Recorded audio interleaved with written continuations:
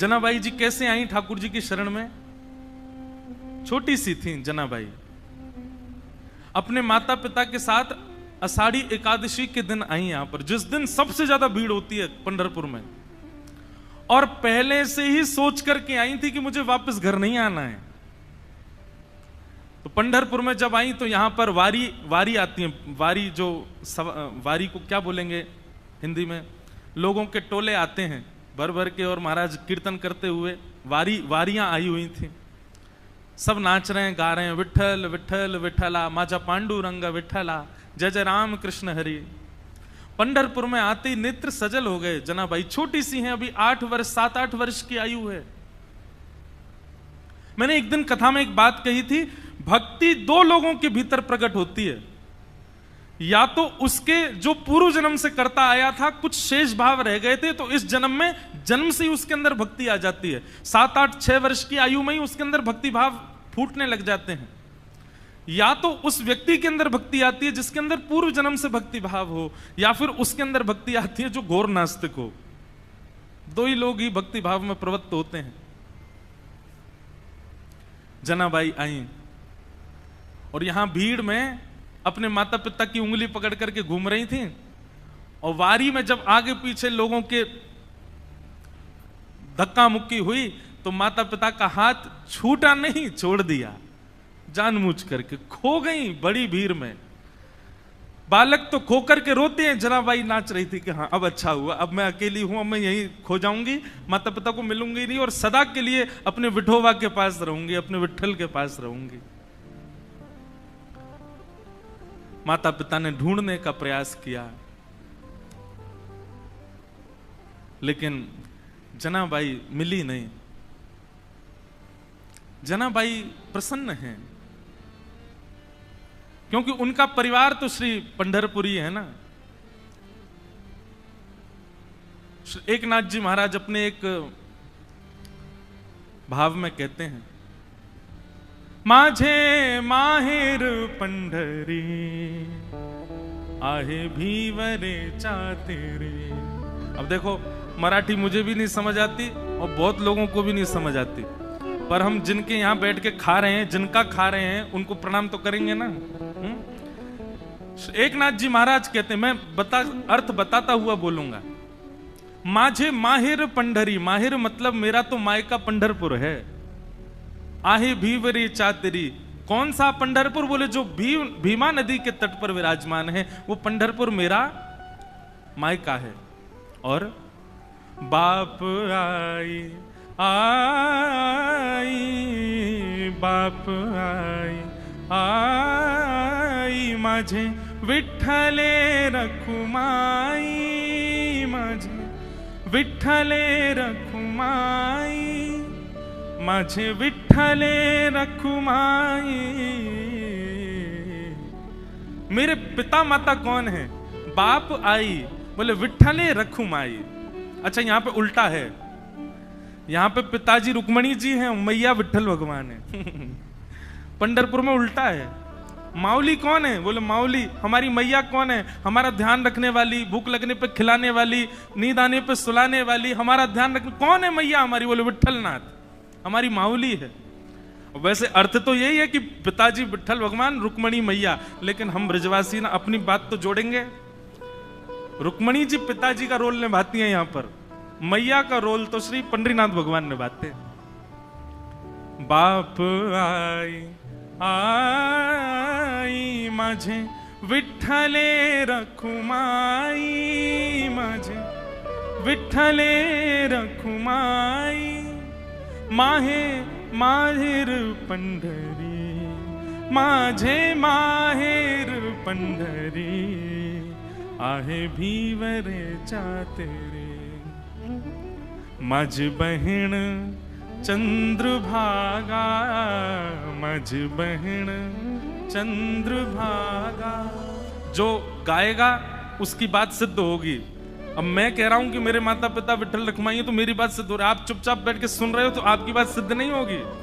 गाओ मेरे पीछे, माझी बहीण चंद्रभागा, माझी बहीण चंद्रभागा, करत से पाप भंग, करत से पाप भंग, मझ बहन चंद्रभागा, मझ बहन चंद्र। हमारी बहन कौन है? माता पिता तो विठ्ठल रखुमाई हैं और बहन हमारी कौन है? श्री चंद्रभागा, ये हमारी बहन है।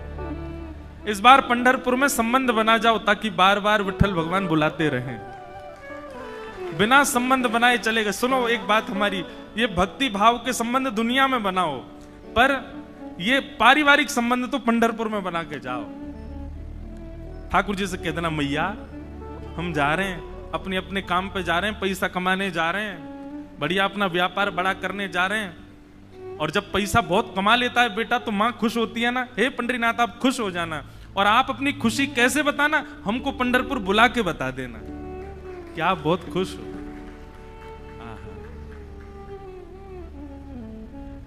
यही भाव चल रहा है जनाबाई के चित्त में। माता पिता बिछुड़ गए, मेला में छूट गए पीछे, लेकिन जनाबाई इस बात से दुखी नहीं है। बोले क्यों? बोले मेरे माता पिता तो विठ्ठल रखुमाई है, मेरी बहन तो चंद्रभागा है। ये सब संत महापुरुष जो उछल उछल करके राम कृष्ण हरि कीर्तन कर रहे हैं, ये सब मेरे भाई बंधु हैं, यही मेरा परिवार है, मैं अब इन्हीं के बीच में रहूंगी। जनाबाई बताओ, बिछुड़ने पर प्रसन्न हो रही है, खो गई है मेले में, चंद्रभागा नदी के तट पर बैठी हैं। लेकिन एक दिन, 2 दिन, 3 दिन, 4 दिन बीत गए। बहुत भीड़ होने के कारण जनाबाई को ठाकुर जी का दर्शन नहीं हुआ। मंदिर में प्रवेश करती है, लेकिन सुबह से रात हो जाती है, खड़े खड़े मंदिर में जा ही नहीं पा रही जनाबाई। तब चंद्रभागा के तट पर जाकर के बैठी हैं और जाकर के अपने हृदय पर हाथ रख के कह रही, अरे मेरे बिठोवा, अरे मेरे बिठुराए, कब मिलोगे? तुम्हारे लिए सब छोड़ करके आ गई मैं। मीराबाई का भाव है ना, भाई छोड़या बंधु छोड़या, छोड़या जग सोए, साधुअन संग बैठ बैठ, साधुअन संग बैठ बैठ, लोक लाज खोई रे, मेरे तो गिरधर गोपाल दूसरो न कोई, दूसरो न कोई। सब छोड़ दिया मैंने विठोबा आपके लिए, और आप हो भीतर बैठे हो बस ऐसे कमर पे हाथ धर के, मुझे दर्शन ही नहीं दे रहे हो। बंधुओं, धाम की कृपा का अनुभव करना हो ना, तो धाम में विराजमान जो छोटे छोटे तीर्थ हैं, जैसे अब पंढरपुर का मुख्य तीर्थ क्या है? पंडरीनाथ भगवान का मंदिर, लेकिन वहां तो सबकी भीड़ लगी है, सबको दर्शन हो जाए सुलभ नहीं। तो जब तक पंडरीनाथ भगवान दर्शन नहीं दे रहे, ये आसपास छोटे छोटे तीर्थ जो हैं, यहां जा जा करके दर्शन करो। चंद्रभागा जी से प्रणाम करो, गोपालपुर में जाकर के प्रणाम करो, और बाहर पंडरीनाथ भगवान के मंदिर के सामने नीचे चंद्रभागा जी के तट पर पुंडलीक का स्थान है, वहां प्रणाम करो। ये विष्णुपदी जाकर के प्रणाम करो। पंढरपुर की 2-2.5 किलोमीटर की परिक्रमा, वो परिक्रमा कर, प्रदक्षिणा करके प्रणाम करो। ये छोटे तीर्थों से प्रणाम करके कहो कि आप पंडरीनाथ जी को कहो ना कि हमको दर्शन दें। मूल और वास्तविक दर्शन की विधा तो यही है। ये छोटे तीर्थ इसीलिए बनाए कि भाई इनको रिझाओ, तो ये अप्रोच लगाएंगे ऊपर की भाई इसको दर्शन दो, तब आपको दर्शन होगा ठाकुर जी का। अब हम तो ज्यादा ही बड़े लोग बन गए ना, वीवीआईपी घुस जाते हैं भीतर, लेकिन मूल उद्देश्य, मूल तरीका तो यही होना चाहिए। छोटे छोटे तीर्थों में जाकर के वंदन करो, उनकी कृपा से ठाकुर जी का दर्शन हो। हमारे वृंदावन में श्री यमुना जी से प्रार्थना करो, ब्रजवासियों से प्रार्थना करो, रज से प्रार्थना करो, तब बिहारी जी का दर्शन होगा। तो जनाबाई बैठी हैं और चंद्रभागा जी के तट पर बैठी बैठी रुदन कर रही हैं कि हे विठोबा कब मिलोगे, हे विठुराए कब मिलोगे। तभी उनके रुदन के स्वर को एक महापुरुष ने सुना। बहुत ध्यान से सुनो। और वो महापुरुष कौन है? श्री नामदेव जी के पिताजी। उन्होंने जब सुना तो कहा, लाली हम तुझे दर्शन कराएंगे, जब तक चल हमारे घर ही चल, वहां रह के कुछ खान पान करना, भोजन इत्यादि कर लेना, अच्छा सुख मिलेगा। जनाबाई उनके साथ चली गई घर। वहां पर नामदेव जी महाराज और बड़े बड़े कीर्तनकार कीर्तन कर रहे थे। कीर्तन में बढ़िया मृदंग बज रही है, कांसे बज रहे हैं, बालक सब वारकरी बालक जैसे कीर्तन करते हैं। अब ये सोचो कि नामदेव जी महाराज आदि के समय पर कीर्तन जो होता था उसकी एक बिंदु है ये, वो कीर्तन कैसा रहता होगा। एक जगह वर्णन आता है प्रसंग में, एक बार नामदेव जी का कीर्तन चल रहा था, तो कीर्तन की ध्वनि पंडरीनाथ भगवान को सुनाई देने लगी। तो पंडरीनाथ भगवान रुक्मणी जी से बोले सुनो मेरा मन नहीं लग रहा अब यहां पर। रुक्मणी जी बोली क्या करना है? बोले मैं जा रहा हूं कीर्तन में। बोले इतने लोग जो दर्शन के लिए आ रहे हैं ये? बोले अब इनको आप संभाल लो, लेकिन मुझे बहुत जोर से मन कर रहा है कीर्तन में जाने का, मुझसे रुका ही नहीं जा रहा, मैं जा रहा हूं नामदेव जी के कीर्तन में।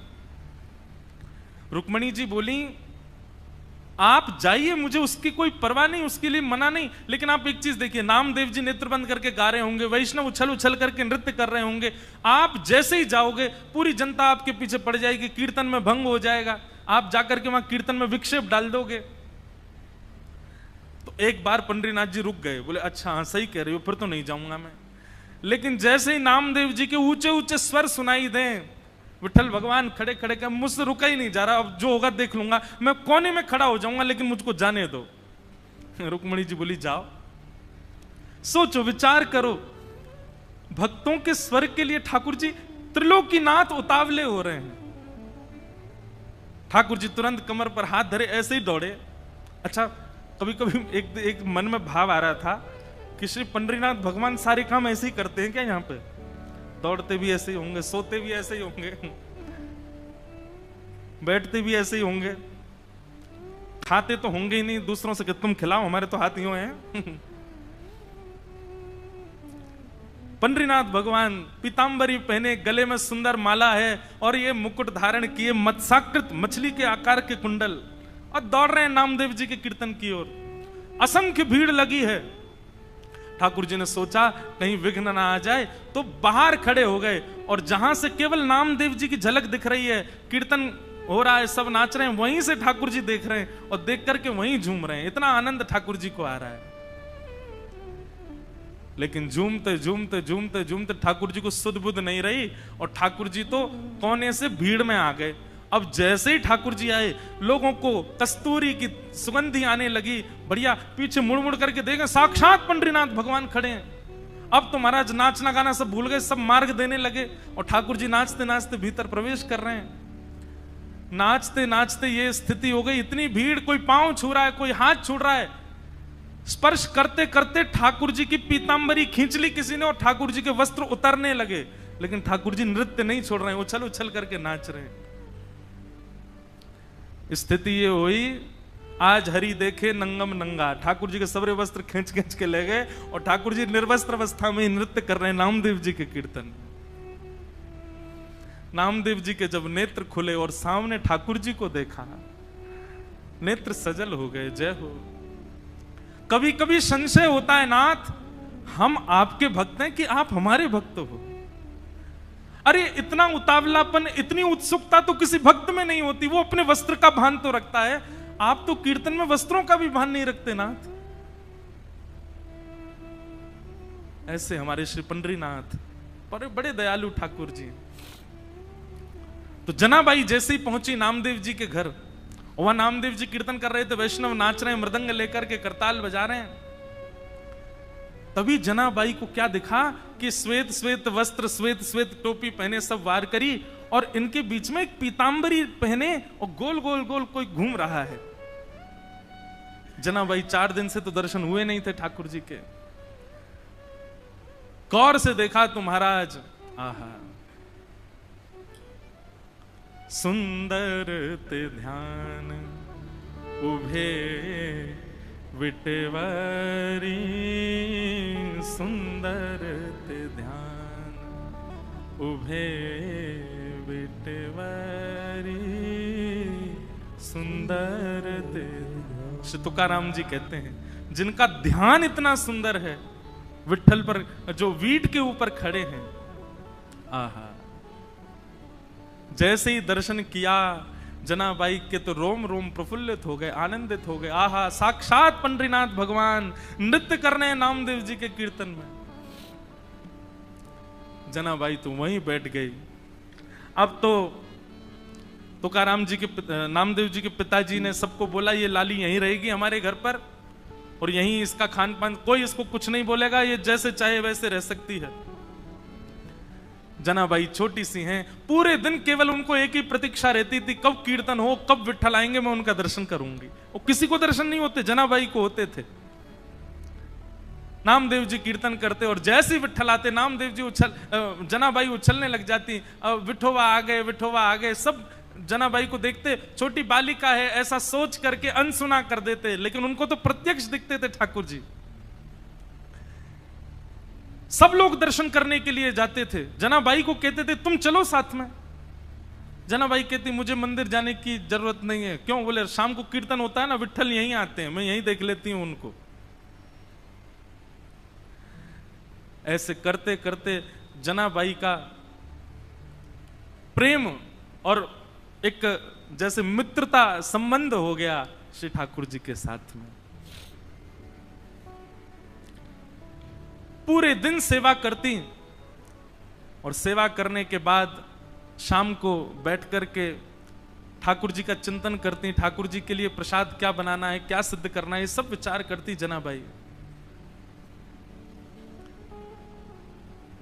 ठाकुर जी इतने भाव से बुलाती ठाकुर जी को, ठाकुर जी आते थे उनके पास। एक दिन की बात, नामदेव जी ने ऐसा सुंदर कीर्तन किया कि ठाकुर जी और दिन से ज्यादा अधिक नृत्य किए उस दिन। इतना नृत्य किया कि जनाबाई जैसे ही कीर्तन पूर्ण हुआ, जनाबाई रोने लगी। कोने में बैठे बैठी रो रही थी। सब लोग सोचने लगे क्या हो गया, पता नहीं छोटी सी बालिका रो रही है। नामदेव जी के पिताजी ने जाकर के कहा, बोले हे जनाबाई तुम रो क्यों रही हो? जनाबाई कहती हैं आज कीर्तन इतना सुंदर हुआ। बोले सुंदर कीर्तन में रोया जाता है? बोले नहीं, मैं इसलिए नहीं रो रही, आज कीर्तन इतना सुंदर हुआ कि पंडरीनाथ आए, विठोबा आए और इतना नृत्य किया, मुझे तो मन में पीड़ा हो रही है। वो पूरे दिन खड़े रहते हैं, इतना नृत्य करके गए, कहीं उनके पांव दर्द तो नहीं कर रहे होंगे, कोई उनके पांव दबा रहा होगा कि नहीं, मुझे तो उस बात की बड़ी पीड़ा होती है।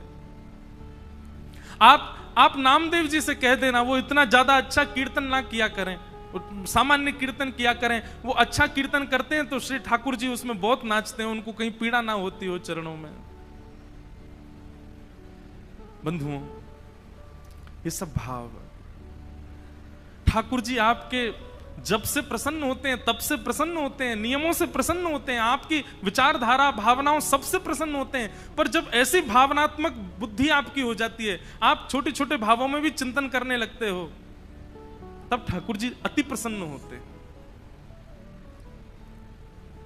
हमारे गोवर्धन के श्री पंडित गया प्रसाद जी महाराज, अभी की बात 20-25 वर्ष पहले, गिरिराज जी में झाड़ू लगाते थे।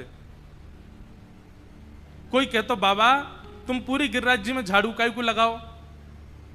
तो बाबा ब्रज भाषा में बड़े भाव से बोलते, कहा बताऊं, जे नंद जी को लाला माने नाए, नंगे पाम डोले पूरे ब्रजमंडल में, और नंगे पाम डोलतो डोलतो गिरिराज जी पे आतो होएगो, तो यहाँ पे ये कंकड़ पत्थर और ये कांटे बाकी पामन में लग जाते होंगे, फिर रोतो रोतो जातो होगो, यशोदा मैया को बताते होगो। या मेरे मन में तो भाव आवे कि मैं झाड़ू लगाए कि सबरे कंकड़ पत्थर और सबरे कांटे इनको किनारे कर दूं, कहीं नंद जी को लाला आवे तो वाक्य पामन में कहीं कोई कठोर वस्तु लग नहीं जाए। और ये बात कहते कहते रोने लग जाते थे। ऐसे भाव बंधुओं, क्षमा करना, आपका नियम 1 घंटे से 4 घंटे में परिवर्तित हो गया, आपकी साधना 4 घंटे से 1 दिन में परिवर्तित हो गई, आपकी तीर्थ यात्रा हर साल की 4 बार की फिक्स हो गई, इससे ठाकुर जी प्रसन्न नहीं होते। पर आप जब भी नेत्र बंद करते हो, आपके चिंतन में एक भाव, एक प्रेम प्रकट होता है, जैसे अपनों के लिए होता है वैसा प्रेम ठाकुर जी के लिए प्रकट होता है, तो ठाकुर जी प्रसन्न होते हैं। जनाबाई मन में सोच रही है, मेरे पास विठोबा होते, मेरे पास विठ्ठल होते, घी लेकर के आती, चरणों में मालिश करती, अपने हाथ से चरण दबा देती, मेरो विठोबा बहुत कष्ट में आ गए होंगे आज तो। और यही बोलती जा रही है, यही बोलती जा रही है। अब सब तो वहां से उठ करके सोने चले गए, लेकिन वो यही चिंतन कर रही हैं, आज विठ्ठल के पांव में दर्द हो रहा है, आज मेरे पंडरीनाथ के चरणों में दर्द हो रहा होगा। ये भाव मन में सोची रही थी कि इतने में ही पीताम्बरी पहने, कटी पर हाथ धरे, सुंदर श्यामल वर्ण ठाकुर जी का श्री पंडरीनाथ भगवान वहीं प्रकट हो गए। और प्रकट होकर के जनाबाई के सामने बैठ करके पांव आगे पसार दिए, बोले रो क्यों रही हो, तो फिर दबाओ हमारे चरण। आपको अगर लग रहा है कि हमारे पैरों में पीड़ा हो रही है तो दबाओ ना। आहा, जनाबाई, छोटी सी जनाबाई अपने हाथों से ठाकुर जी के चरण दबा रहे हैं।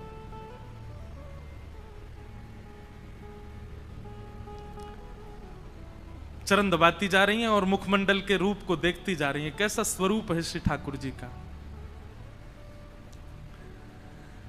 अब छोटी सी बालिका, और क्या कोई वेद मंत्र तो आते नहीं उनको, कोई शास्त्रों की बात तो आती नहीं, ठाकुर जी से पूछे।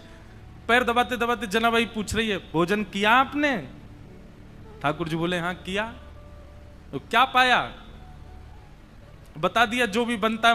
अब मंदिर में जो भी बनता, मुझे तो पता नहीं क्या बनाते हैं, मंदिर में जो भी बनता ठाकुर जी बताए। बोले इसकी सब्जी बनी थी, जे चावल बने थे, रोटी बनी थी और पूरन पोली बनी थी, और यही बनती है महाराष्ट्र में। और क्या बनता है? पूरन पोली है। और क्या बनता है? अब हमको कोई बना के खिला ही नहीं रहा तो हमको पता कैसे चले। हम तो अपने महाराज संग लेके आए, बेचारे वो रोज दाल चावल रोटी सब्जी बना देते, वही पाले रहे हैं। ठाकुर जी ने बताया, बोले पूरन पोली बनी, ये सब्जी बनी, चावल बने, ये सब पाया मैंने। जनाबाई पैर दबाते दबाते, अच्छा कल क्या पाया था? ठाकुर जी बोले यही पाया था। बोले जो आज पाया वही कल पाया? बोले हाँ यही पाया था। अच्छा तो परसों क्या पाया? ठाकुर जी बोले परसों भी यही पाया था। और 4 दिन पहले क्या पाया था? ठाकुर जी बोले यही बनता है, ये लोग मुझको यही देते हैं और कुछ नहीं देते, इनका फिक्स है, ये वही बनाते हैं वही खिलाते हैं मेरे को। इनका मंदिरों में नियम थोड़ी बदलता है, जो सब्जी है, जो दाल है, जो वही बनता है, रोज वही खिलाते ठाकुर जी को। जनाबाई बोली आप रोज रोज एक ही भाव खाते हो, मन नहीं भरता आपका? ठाकुर जी बोले भरता तो है, पर ठीक है कोई बात नहीं, भाव से बनाते हैं तो पाता हूं। जनाबाई बोली मैं कुछ नया बना के पवाऊं तो? ठाकुर जी बोले तुम बनाओगी? बोले अभी बना के लाऊं, आप बस बैठो मैं लेके आती हूं। जनाबाई रात में ही गई महाराज, सुंदर रसोई सिद्ध करी, सुंदर नए नए पकवान बनाए, नई नई सामग्री बनाई, और सामग्री बना के थाल में सजा। आधी रात सब सोए हैं पंढरपुर में, और वहां गोपालपुर के ऊपर के स्थान आज हम गए थे तो वहीं के चिंतन आ रहा है। वहां ठाकुर जी बैठे हैं, ठंडी ठंडी हवा चल रही है, और जनाबाई ने लाके थाली सामने रख दी, ठाकुर जी को कहा पाओ। ठाकुर जी पा रहे हैं प्रेम से, वो बड़ा सिर हिला हिला करके, चटकारे मार मार करके पा रहे हैं। बोले आहा आज तो नया नया भोजन मिला है। हाँ जनाबाई तेने तो आज आनंद कर दिया, इतना सुंदर भोजन बनाया। बीच बीच में ठाकुर जी इतनी जल्दी खाते हैं कि अपने वस्त्रों पर गिरा देते हैं। तो जनाबाई कहती है अरे आराम से खाओ, कहाँ जाना है? बोले तुमको क्या पता, अभी 3:30 बजे मंगला आरती होनी है, मुझे पहुंचना है अभी वहां पर। ठाकुर जी प्रेम से पा रहे हैं। बीच बीच में जनाबाई का इच्छा होती, मन होती है कि मैं खिला दूं एक ग्रास, लेकिन अभी भय लग रहा है मन में कि कहीं मैंने कहीं हाथ बढ़ा दिया तो कहीं ठाकुर जी नाराज तो नहीं हो जाएंगे।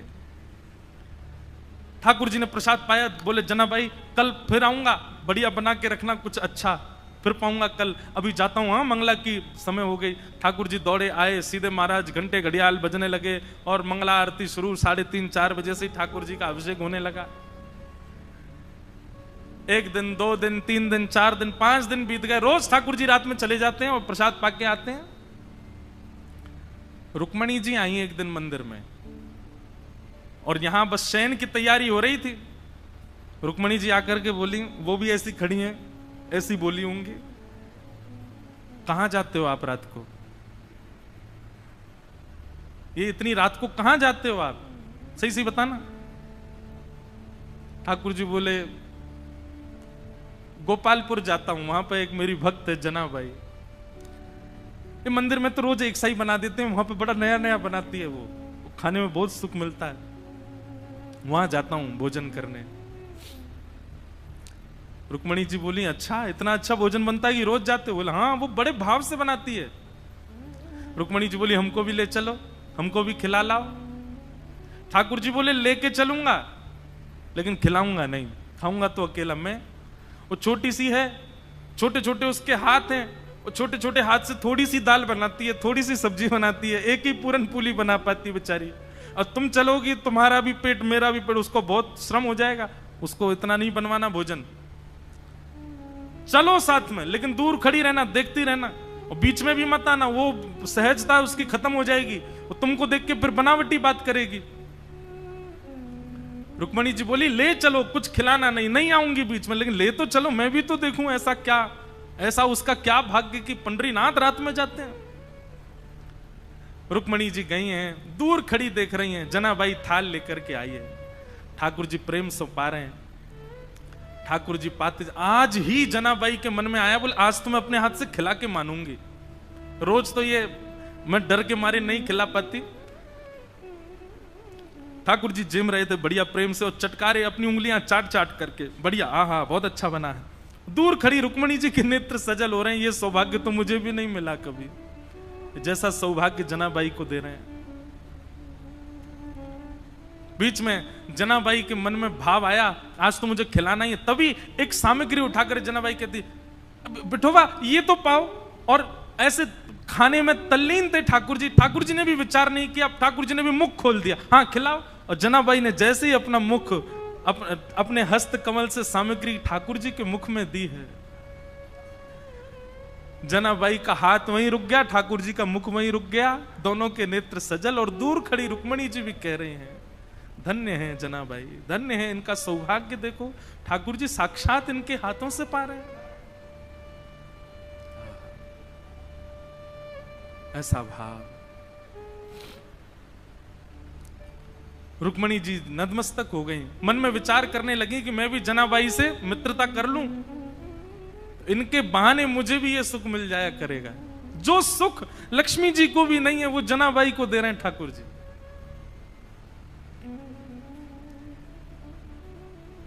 ठाकुर जी नित्य जाते हैं, रात भर जनाबाई के पास रहते हैं और कुछ नहीं करते, जनाबाई अपना काम करती रहती है, ठाकुर जी बैठे बैठे देखते रहते हैं। बंधुओं, भक्ति जब अपनी स्थिति में आएगी, जैसे मैंने आज प्रारंभ में कहा ना, एक माइलस्टोन, एक बात याद रखिएगा, आपका नाम जब, आपकी साधना, आपका कथा श्रवण, आपका नित्य भगवत स्मरण, उसमें एक बहुत विशेष माइलस्टोन जो आएगा वो ये कि एक दिन आप अपने भावों को शब्द में परिवर्तित करके गाने लग जाओगे। माफ कीजिएगा, क्षमा कीजिएगा, लेकिन अभी भक्ति में गायन प्रारंभ नहीं हुआ, भक्ति में लिखना प्रारंभ नहीं हुआ, भक्ति में शब्दों में पिरो करके उन भावों को पदावली के रूप में करने का प्रारंभ नहीं हुआ, तो अभी आप उस माइलस्टोन पर पहुंच नहीं पाए हो। बात समझ रहे हैं ना मेरी? आपके भक्ति भाव शब्द में परिवर्तित होने लग जाएं, आपका मन हो मैं लिखूं, मैं गाऊं, मैं सुनाऊं, तब समझो कि हां अब एक सीमा पर आप पहुंच गए हो, ठाकुर जी के समीप बस पहुंचने ही वाले हो। हम एक बात कथा में कहते हैं, जिसने भी पाया गा करके ही पाया, बिना गाए किसी ने नहीं पाया।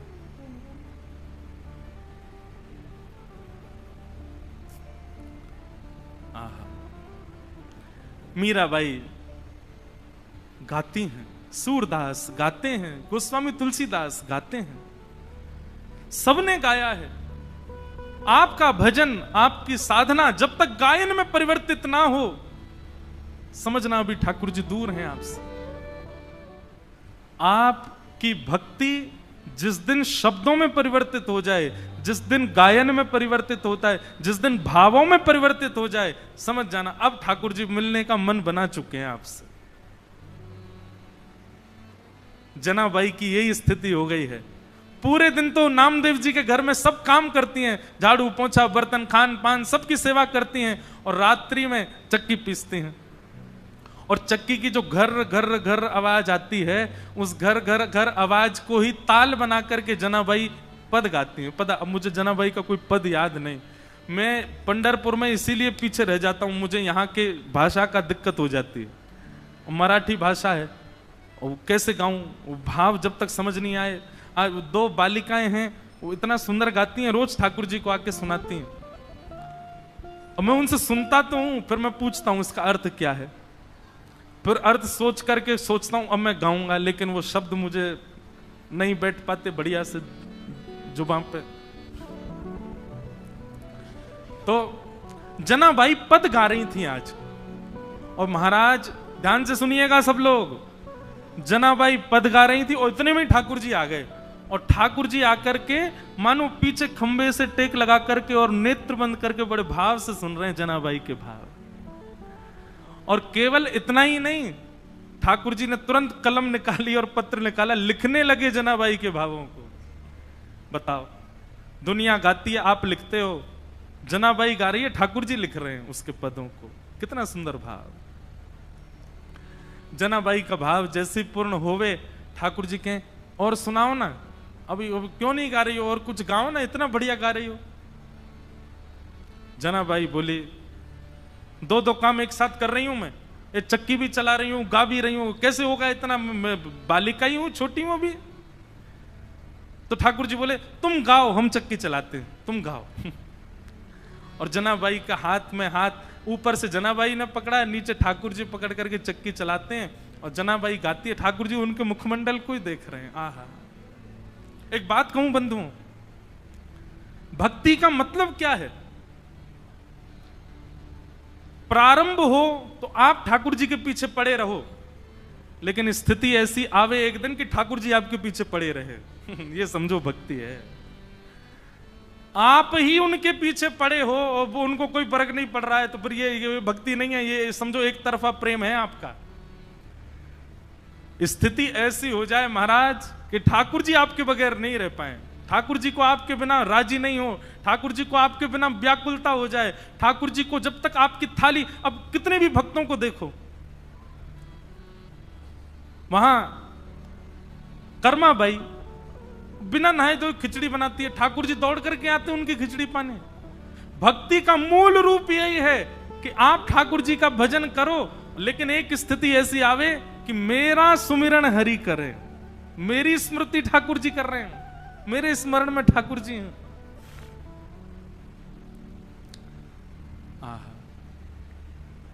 जनाबाई के भाव इतने प्रिय लगने लगे। ठाकुर जी कहें तेरे काम मैं करूं, तू बस गाती रहे। ठाकुर जी चक्की चलाते हैं वहां बैठे बैठे।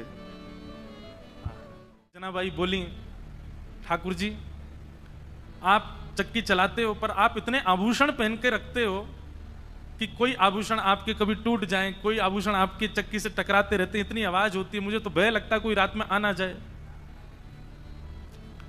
ठाकुर जी बोले, हम आभूषण उतार देते हैं। तो ठाकुर जी ने अपने सारे आभूषण उतार करके रख दिए और लिए चक्की पीसने लगे। आज जनाबाई ने ऐसा भाव गाया कि ठाकुर जी उसमें इतने निमग्न हो गए कि इतने में ही मंदिर से घंटे घड़ियालों की आवाज आने लगी। ठाकुर जी के मंगला का समय हो गया। ठाकुर जी तो व्याकुल हो गए, बोले अभी भागना पड़ेगा, दौड़ना पड़ेगा, मंदिर में नहीं मिला तो महाराज बड़ा दिक्कत हो जाएगी, सब जगह ढूंढेंगे और मैं कहीं आता हुआ दिखा तो सब समझ जाएंगे मैं चलता फिरता बोलता हूं, पूरी दुनिया पकड़ लेगी मुझे, कैसे जाऊं। तो जनाबाई की एक काली सौल थी, ठाकुर जी भी श्याम वर्ण के, काली सौल और उड़ली ठाकुर जी ने ऊपर से, और सीधे ठाकुर जी अपने छोटे छोटे पांव से दौड़ रहे गोपालपुर से मंदिर की ओर। मंगला का समय हो गया है, कपाट खोले उससे पहले भीतर पहुंच जाऊं। यहां रुक्मणी जी ने पीछे का दरवाजा खोल के रखा कि जल्दी आओ भीतर, सब पहुंच गए वैष्णव जन। ठाकुर जी बेचारे मुकुट उकुट संभाले, अपना भीतर पहुंचे, भीतर जाकर खड़े हो गए। इतने में कपाट खुले। दो गलती हो गई ठाकुर जी से। क्या?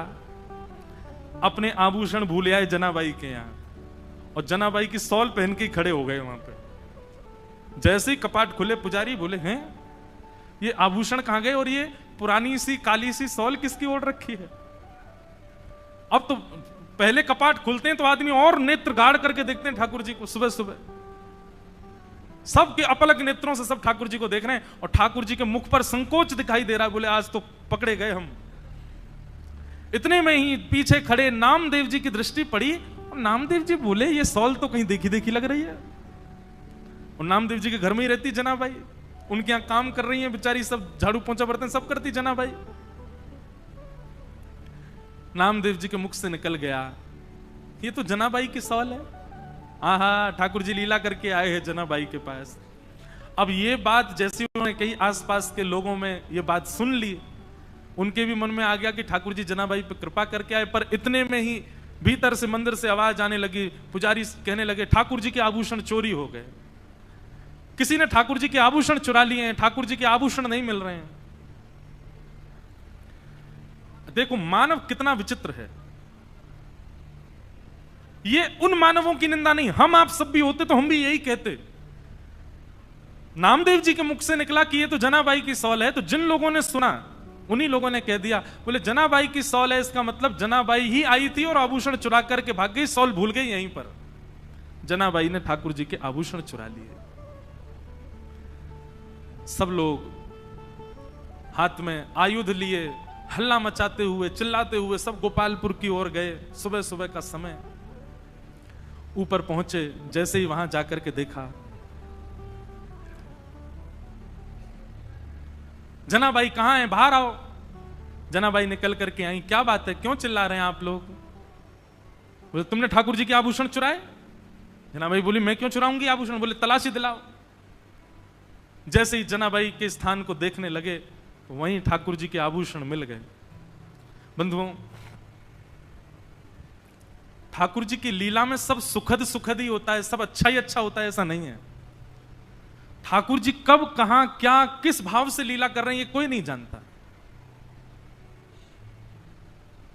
और ठाकुर जी को जब अति विशेष लीला करनी होती है ना, तो ऐसा ही कोई कष्ट हमारे लिए कष्ट है, पर जिसके साथ होता है उसके लिए वो कष्ट नहीं है, ऐसी कोई भावना प्रकट।